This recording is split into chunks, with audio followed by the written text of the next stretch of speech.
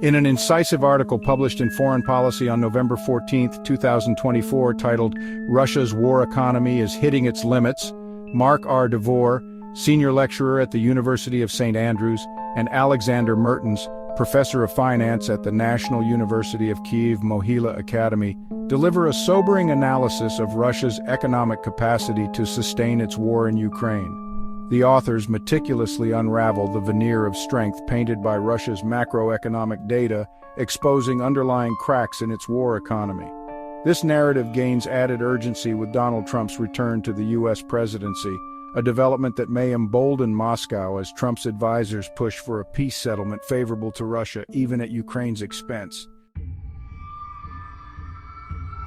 While Russia's economy appears resilient, boasting GDP growth of 3.6% in 2023 and a projected 3.9% in 2024, these figures mask the strain of a defense budget consuming 7% of GDP and over 41% of the state budget.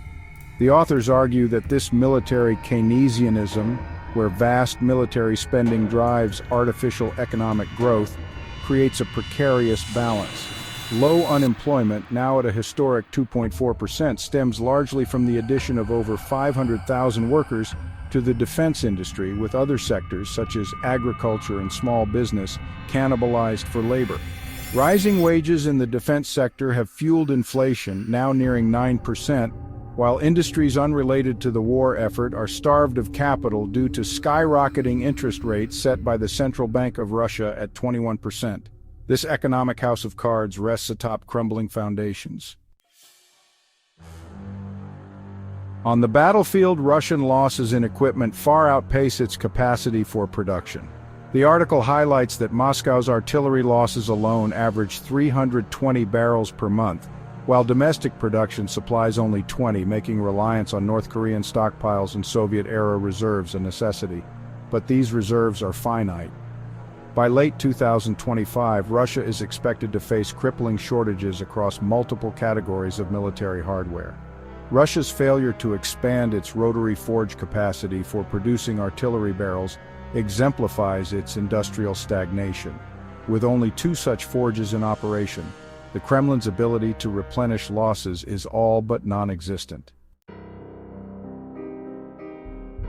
Historically, over-reliance on military-driven economies has doomed regimes, from Napoleon's post-1803 France to the Soviet Union in the 1980s.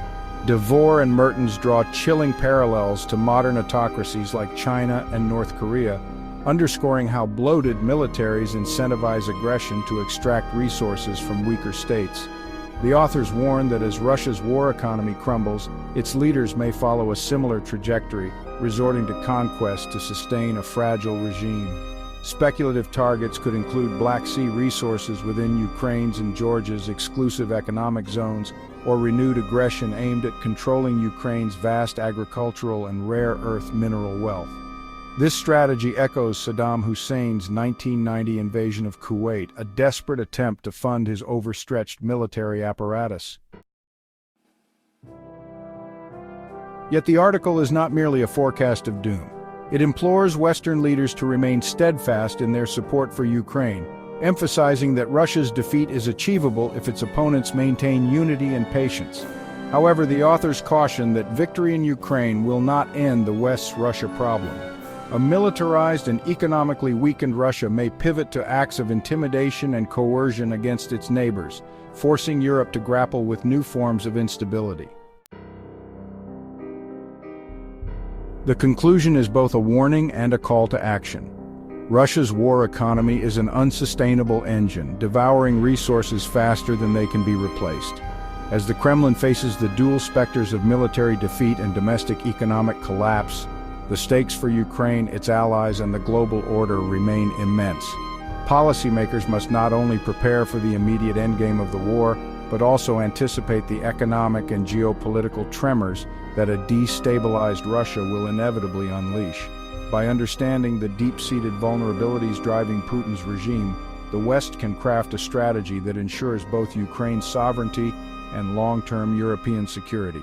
Please subscribe to the Intellectualist new YouTube channel, where we present insightful videos analyzing the current events shaping the world. Turn on notifications to receive the latest updates from the channel.